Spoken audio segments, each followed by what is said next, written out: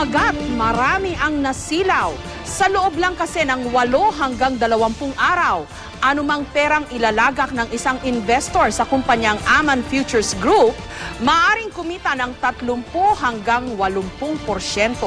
Pero huli na nung nadiskubre ng mga biktima na umabot na sa 15,000 na hindi lahat ng bagay na nakakasilaw, ginto.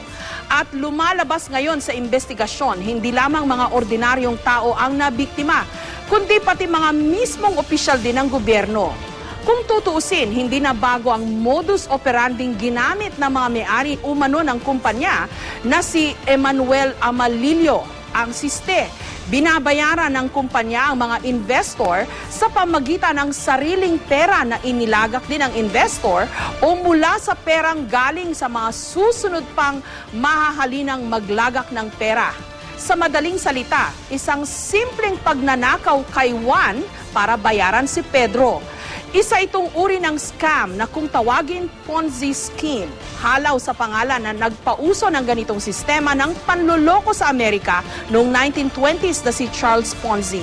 Tumagal din ng 6 na buwan ang operasyon ng Aman Futures Group bago nadiskubre ang malawakang panloloko ng kumpanya. Oktubre pa nung unang iniulat ng GMA News na nagtatago na si Amalillo at sa YouTube na lang ito lumitaw. At ang 12 bilyong pisong nakuha mula sa mga walang malay na biktima, naglahong parang bula.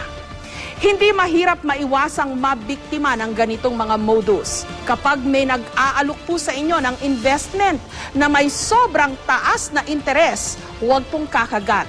Magduda sa mga namimigay ng masyadong mataas na interest rates o yung mga tinatawag na get-rich-quick scheme dahil sa malamang may kalokohan yon.